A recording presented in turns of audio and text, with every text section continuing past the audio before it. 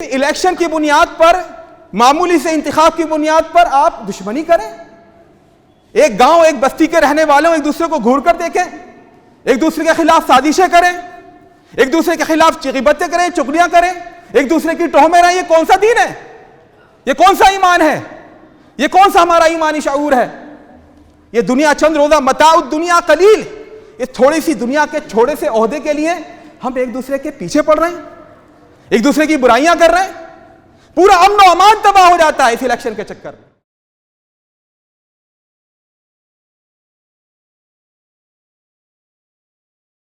اللہ رب العزت نے خاص طور پر اخوہ کا لفظ استعمال کیا یہ یاد دلانے کے لیے کہ ایک مومن کا دوسرے مومن سے جو رشتہ ہوتا ہے وہ سگے بھائی بہن جیسا ہوتا ہے، ایک ماں باپ کی اولاد جیسا ہوتا ہے۔ اور اللہ کے نبی صلی اللہ علیہ وسلم نے ارشاد فرمایا، جو حدیث میں نے آپ کے سامنے پڑھی، المسلم اخو المسلم، مسلمان دوسرے مسلمان کا بھائی ہے، لا یظلمہ، وہ اس پر ظلم نہیں ڈھاتا، ولا یسلمہ، اسے دشمنوں کے حوالے نہیں کرتا، بے یار و مددگار نہیں چھوڑتا، بے آسرا نہیں چھوڑتا، ضرورت کے وقت پیچھے نہیں ہٹ جاتا اس کی مدد سے۔ بہت سے شارحین نے کہا یسلمہ یہ سلب ماخذ ہے، denial of the root meaning, جیسے وجود مانے سونا، تہجد مانے نہ سونا، ایسے یہاں پر یسلمہ اس کا سکون ختم کر دینا، اس کو ٹینشن میں مبتلا کر دینا، اس کو پریشانی میں مبتلا کر دینا، فکر مند بنا دینا، ایسا کام نہیں کرتا مومن، وہ دوسروں کے لیے سراپا خیر ہوتا ہے۔ اور جو اپنے بھائی کی مدد میں لگ جائے تو اللہ اس کی مدد میں لگ جاتا ہے۔ من کان فی حاجت اخیہ کان اللہ فی حاجتہ۔ عام طور پہ شکوہ کرتے ہیں ہم بڑے نیک کام کرتے ہیں، بڑائی کرتے ہیں، بڑی نمازیں پڑھتے ہیں، اللہ کی طرف سے مدد نہیں آتی۔ تو دیکھیے یہاں فارمولہ اللہ کے رسول بتا رہے ہیں، آپ دوسروں کی مدد میں لگ جائیے، اللہ آپ کی مدد میں لگ جائے گا۔ وَمَنْ فَرَّجَ عَنْ مُؤْمِنٍ كُرْبَةً مِّن كُرَبِ هَذِهِ الدُّنْيَا، اور جو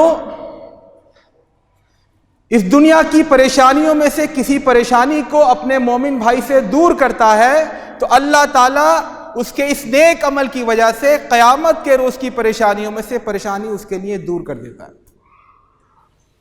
آپ دوسروں کے کام آئیں، اللہ آپ کے کام آئے گا۔ کرو مہربانی تم اہل زمیں پر، خدا مہرباں ہوگا عرش بری پر۔ یرحمکم من فی السماء، تم رحم کرو دوسروں پر، ارحموا من فی الارض، اللہ تعالیٰ تم پر رحم کرے گا۔ اور آخر میں آپ صلی اللہ علیہ وسلم نے فرمایا، ومن ستر مسلما سترہ اللہ یوم القیامہ، جو دنیا میں کسی مسلمان کی پردہ پوشی کرے گا، اس کو بدنام نہیں کرے گا، اس کا عیب چھپائے گا، اس کی عزت کی حفاظت کرے گا، چار آدمیوں میں اس کا مذاق نہیں اڑائے گا، اس کی تشہیر نہیں کرے گا، اس کی تحقیر نہیں کرے گا، تو کون سا ایسا دودھ کا دھلا ہے جس نے گناہ نہ کیے ہوں؟ ہمارا بھی وہاں پر تماشا بنے گا میدان حشر میں۔ البتہ تماشا نہ بنے، اللہ تعالیٰ ہماری کرتوتوں کو، ہمارے گناہوں کو، ہماری معصیتوں کو، ہماری غلط حرکتوں کو چھپا لے قیامت کے روز، اس کے لیے ضروری ہے آپ اپنے مومن بھائی کی ستر پوشی کریں، اس کی عزت کا تماشا نہ بنائیں۔ تو اللہ کے نبی صلی اللہ علیہ وسلم اور دین اسلام نے جو بھی تفریقات ہیں، جو بھی امتیازات ہیں، جو بھی ڈسکرمنیشنز ہیں، جو بھی اونچ نیچ ہے، جو بھی بھید بھاؤ ہے، جو بھی عدم مساوات ہے، سب کی جڑ کاٹ دی ہے۔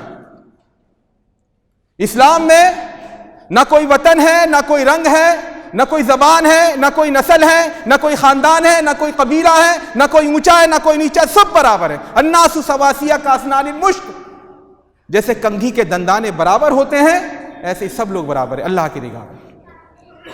یا ایھا الناس انا خلقناکم من ذکر و انثی وجعلناکم شعوبا وقبائل لتعارفوا ان اکرمکم عند اللہ اتقاکم۔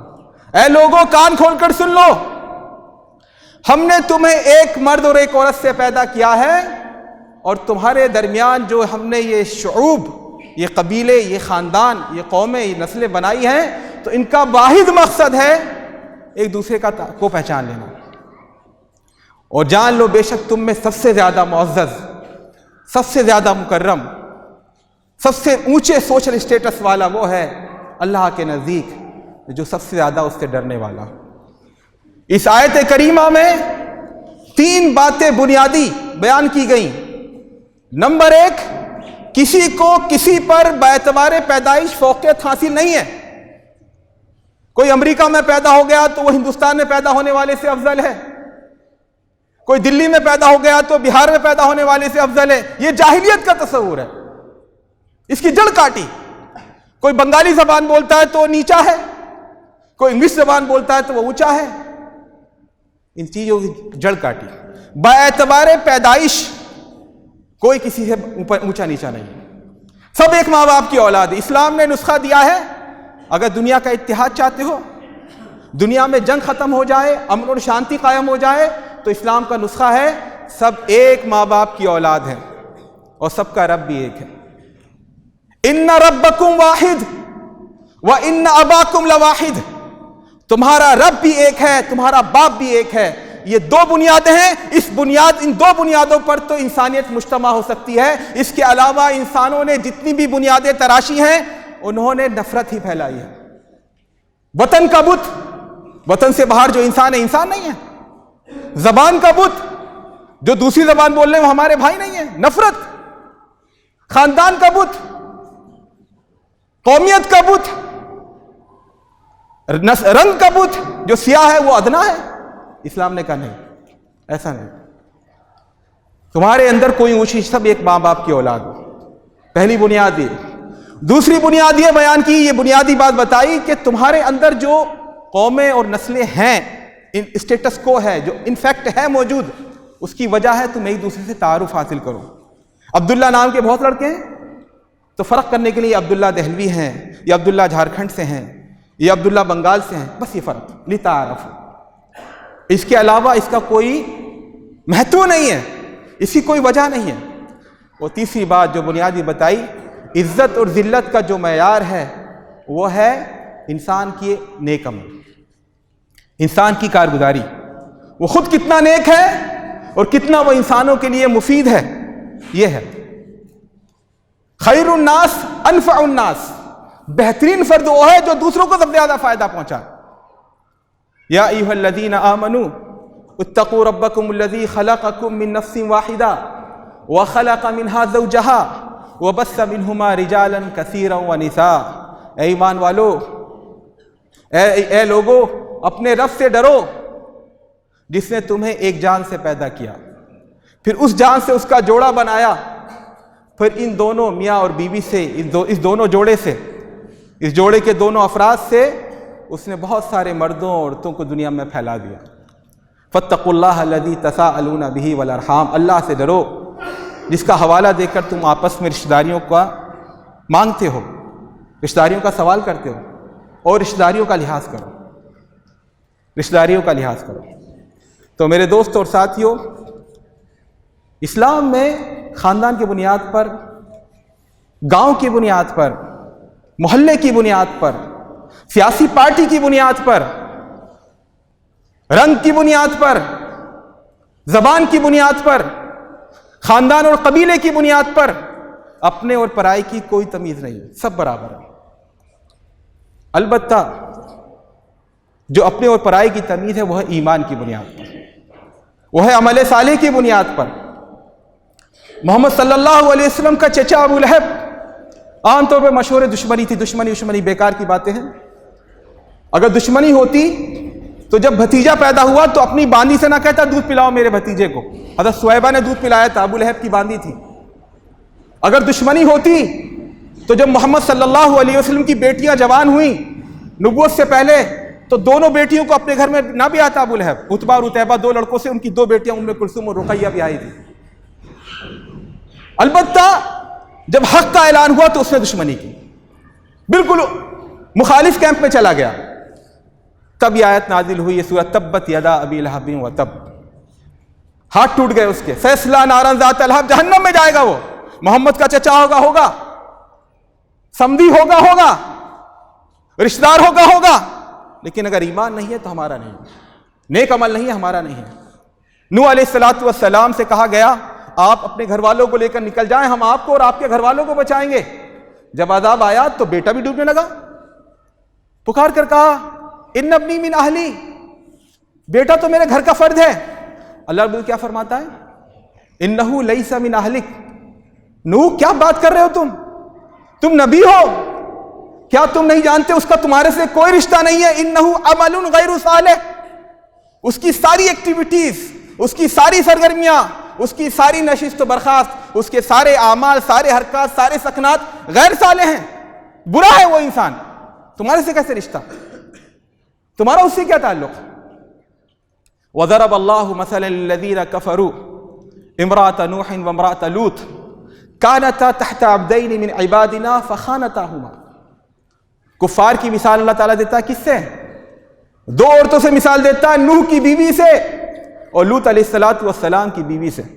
بیوی ہیں، شریک زندگی ہیں، ہم سفر ہیں زندگی کی، لیکن کانتا ہمارے نیک بندوں کے ماتحت تھیں، لیکن دونوں نے خیانت کی، شرک پر چلی گئی، دین حق کا پیغام ٹھکرا دیا، تو ان سے کوئی رشتہ نہیں۔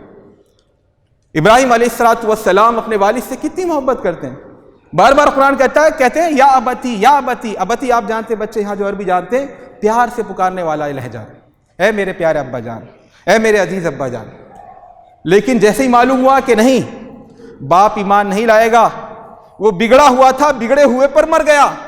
وما كان استغفار ابراہیم لابیہ الا عن موعدۃ وعدها ایاہ فلما تبین له انہ عدو للہ تبرأ منہ۔ اپنے باپ کے لیے مغفرت کی دعا کرتے تھے، اللہ میرے باپ کی مغفرت، لیکن جیسے ہی اللہ رب العزت نے بتایا وہ کفر کی حالت میں مرا ہے، ایمان نہیں لایا، شرک پر مرا ہے، تو کیا حضرت ابراہیم کا کیا تھا؟ پھٹ پھٹ کرو نہیں، فلما تبین له انہ عدو للہ تبرأ منہ، برات کا اعلان کر دیا، میرا اس سے کوئی تعلق نہیں۔ تو اسلام میں محمد کا چچا ہو، نوح علیہ السلام کی بیوی یا بیٹا ہو، لوط علیہ السلام کی بیوی ہو، ابراہیم علیہ السلام کا باپ ہو، یہ سب رشتہ داریاں ایک طرف، ایمان کا رشتہ دوسری طرف، کوئی اپنا نہیں ہے۔ اگر اپنا ہے تو ایمان اور عمل صالح کی بنیاد پر، اگر ایمان ہے، عمل صالح ہے، دین سے وہ جڑا ہوا ہے، دین کے احکامات کی پابندی کرتا ہے، دین اس کی زندگی میں موجود ہے، تو ہمارا اپنا بھائی ہے، چاہے ہمارا اس سے خون کا رشتہ نہ ہو، اسے دیکھ کر ہمیں خوشی ہونی چاہیے۔ حضرت بلال رضی اللہ تعالیٰ عنہ، حبشی غلام، کالا رنگ، غلاموں کی کوئی عزت نہیں ہوتی تھی اس سماج میں، کوئی عزت نہیں ہوتی تھی۔ ایمان لے آتے ہیں تو حضرت عمر رضی اللہ تعالیٰ عنہ امیر المومنین، خلیفہ راشد ثانی، پتہ کیسے مخاطب ہوتے تھے؟ کہتے تھے سیدنا بلال، ہمارے سردار ہیں حضرت بلال، خلیفہ تھے کہ سیدنا بلال، اس طرح مخاطب، یا سیدنا بلال، اے ہمارے سردار بلال۔ کوئی عزت نہیں تھی سماج میں۔ فتح مکہ ہوا، سارے بت توڑ دیے گئے، اور پہلی بار اللہ کی کبریائی کا اعلان ہونے والا ہے خانہ کعبہ کی چھت سے، اذان دینی، اللہ اکبر، اللہ سب سے بڑا ہے، سب چیزیں چھوٹی ہیں، اللہ سب سے بڑا ہے۔ کون یہ کبریائی کا اعلان لگائے گا؟ کون اللہ کی وحدانیت کا اعلان کرے گا؟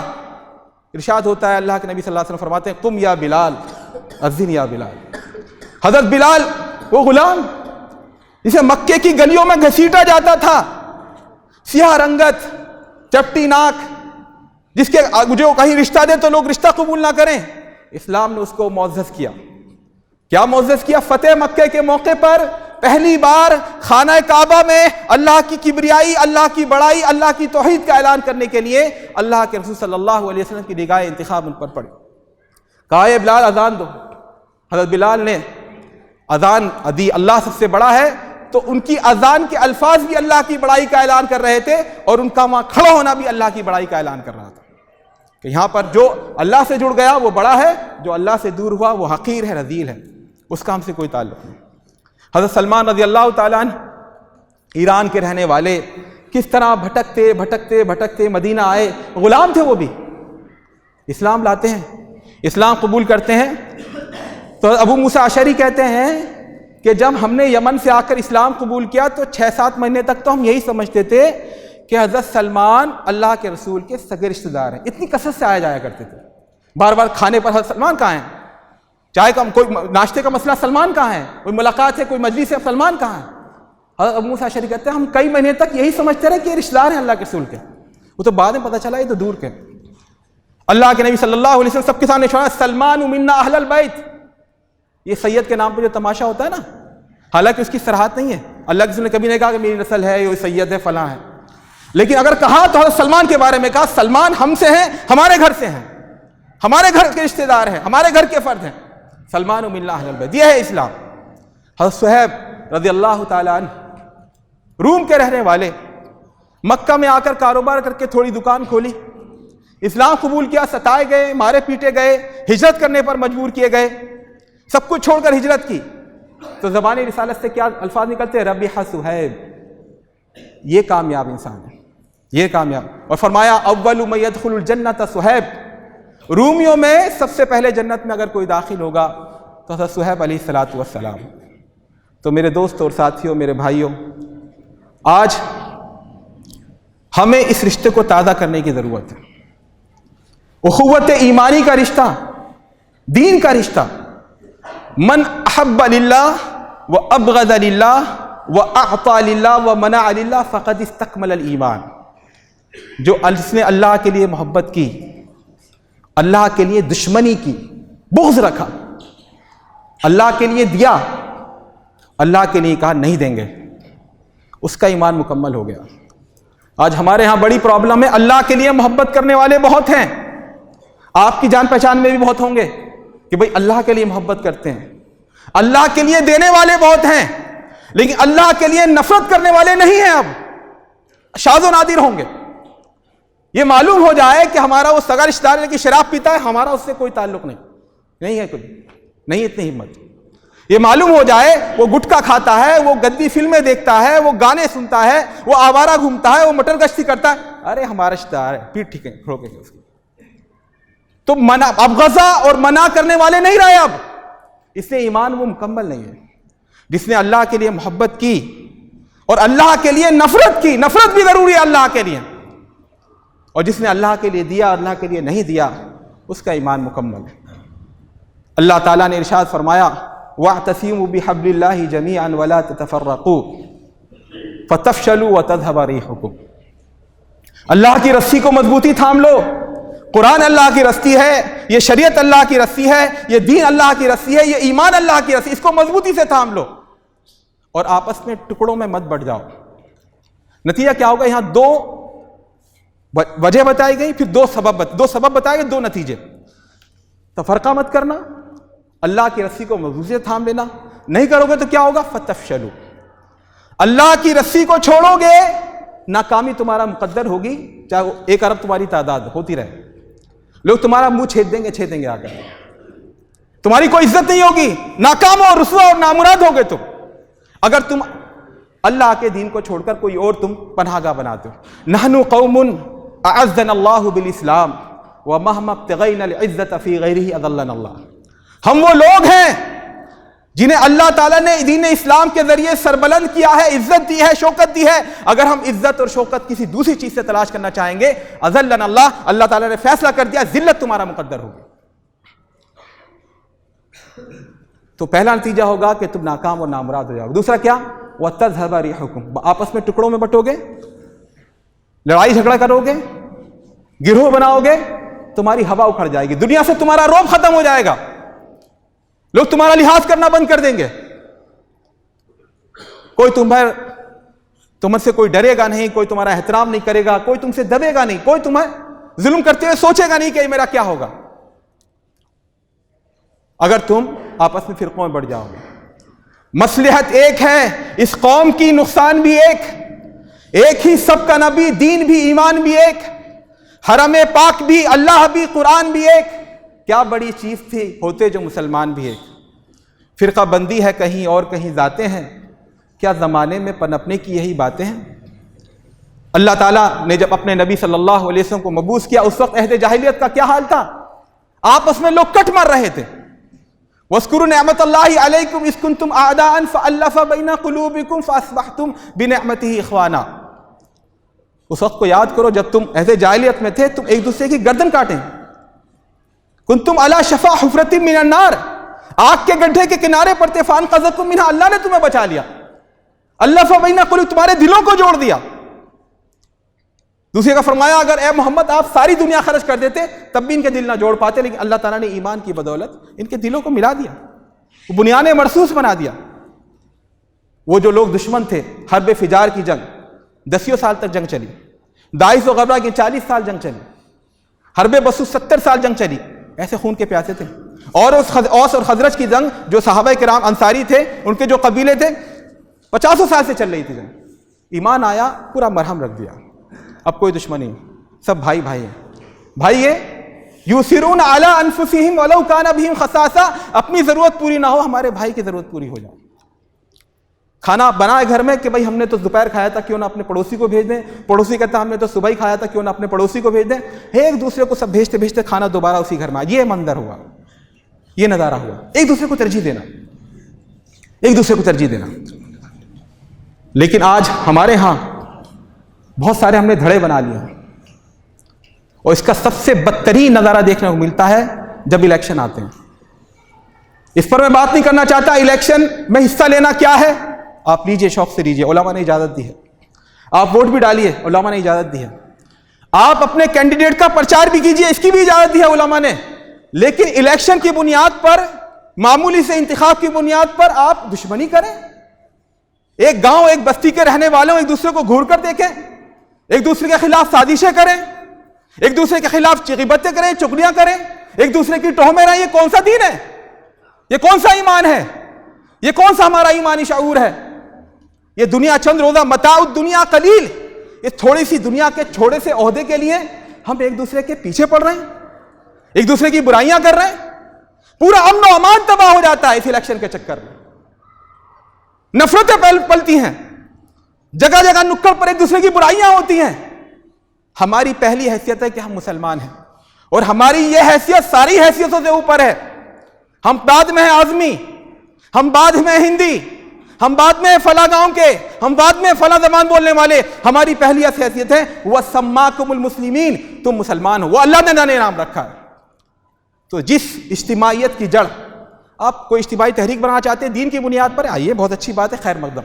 लेकिन जिस इज्तिमाइयत की जड़, जिस तंजीम की जड़, जिस तहरीक की जड़, जिस गिरोहबंदी की जड़ इस्लाम पर वार करे, इस्लाम के खिलाफ जाए, वो लानत के मुस्तहिक है। उसका इस्लाम से कोई लेना देना नहीं है। अल्लाह के नबी सल्लल्लाहु अलैहि वसल्लम गज़वा मुस्तलक़, बनी मुस्तलक़ से लौट रहे थे, रास्ते में एक जगह क़याम किया तो एक अंसारी, एक मुहाजिर के दरमियान किसी बात पर कहा सुनी हो गई। तो अहद जाहिलियत में क्या होता है, झगड़ा होता, कहते हैं और आओ बिलेरगंज वाले आओ, दूसरे का और आओ नसीरपुर वाले आओ, ये बाउलापन था उस जमाने में। तो उसने कहा या लल अंसार, अंसारी मदद को, या लल मुहाजिर, मुहाजिर, मतलब बगैर पूछे बगैर जाने किसी गलती है, बस आओ लड़ो। अल्लाह के नबी सल्लल्लाहु अलैहि वसल्लम ने जैसे सुना फरमाया अभी दावल जाहिलियती वाना बैना ज़हरानीकुम, क्या मेरी मौजूदगी में मैं अभी जिंदा हूं, मेरे सामने तुम जाहिलियत की आवाज लगाओगे? दऊहा फइन्नहा मुंतिना, छोड़ दो इन नारों को, ये सड़े हुए नारे हैं। मुंतिना में सड़ी हुई लाश से उठने वाली बदबू, ये सड़े हुए नारे हैं, छोड़ दो इन नारों को।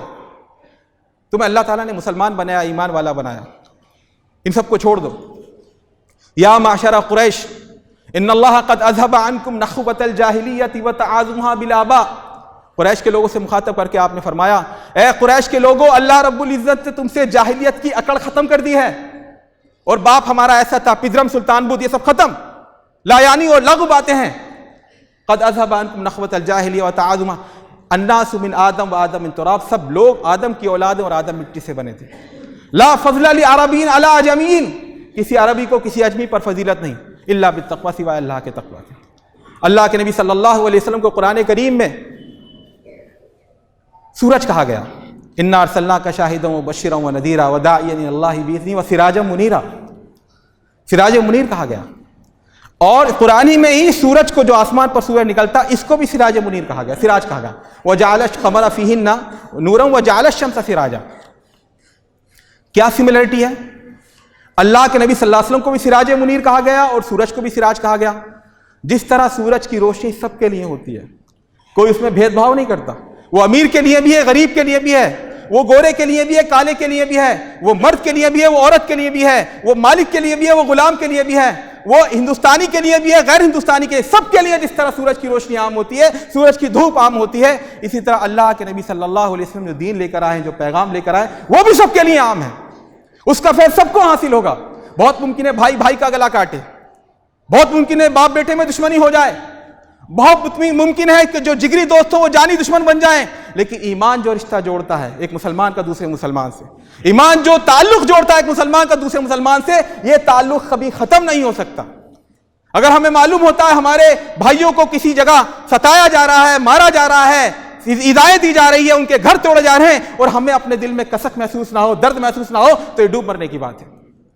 ہم یقیناً فلسطین کے بھائیوں کی مدد نہیں کر سکتے عملی، لیکن اگر ہمیں ان کے مظالم سن کر کوئی ٹینشن نہ ہوتی ہو، لقمے کھاتے ہوئے ہمیں کوئی پریشانی نہ ہوتی ہو، کبھی سالن پھیکا محسوس نہ ہوتا ہو، یہ سن کر کے شام میں ہمارے کتنی بھائی اور بہنیں رمضان میں بھوکے ہیں وہ کئی دن سے، تو یہ ڈوب مرنے کی بات ہے ایک مسلمان کے حیثیت سے. یہ میں سخن سادی نہیں کر رہا، لفاظی نہیں کر رہا، یہ بعین ہی ترجمہ ہے اس حدیث کا جو حضرت عبداللہ ابن مسعود سے صحیحین میں مروی ہے کہ اللہ کے نبی صلی اللہ علیہ وسلم نے ارشاد فرمایا، مثل المؤمنین فی توادہم وتراحمہم وتعاطفہم کمثل الجسد الواحد.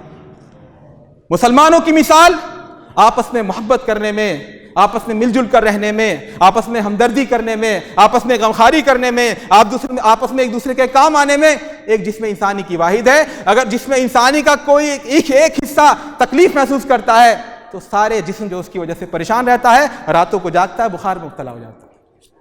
تو میرے دوست اور ساتھیوں، آج ضرورت ہے کہ ہم اپنے اندر ایمانی شعور پیدا کریں.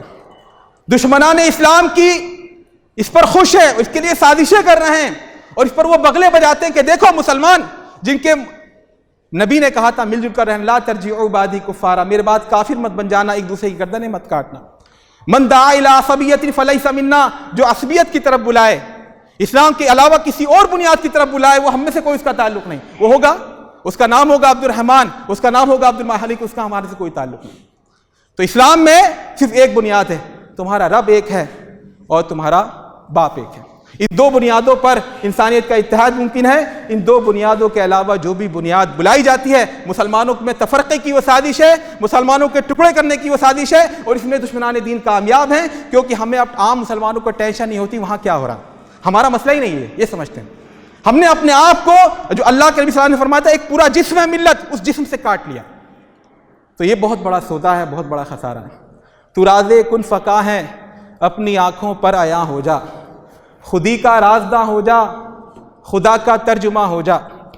ہوس نے ٹکڑے ٹکڑے کر دیا ہے نوع انسان کو، اخوت کی زباں ہو جا، محبت کا بیاں ہو جا. نہ یہ ایرانی وہ افغانی، یہ تورانی یہ خراسانی، یہ ہندی وہ یہ خراسانی، یہ ایرانی یہ افغانی. تو اے مرغ حرم اڑنے سے پہلے پرفشاں ہو جا. اللہ تعالیٰ سے دعا ہے کہ ہمیں کہنے سننے سے زیادہ عمل کی توفیق دے، اپنے بھائیوں کے دینی حقوق پہچاننے کی توفیق دے، دین کی حمیت، دین کی غیرت، دین کی محبت تمام محبتوں پر ہمارے دلوں میں غالب کر دے، اور باقی جو بھی رشتے ناتے ہیں وہ اس محبت کے تابع کر دے. اقول قولی ھذا واستغفر اللہ لی ولکم ولسائر المسلمین فاستغفروہ انہ هو الغفور الرحیم.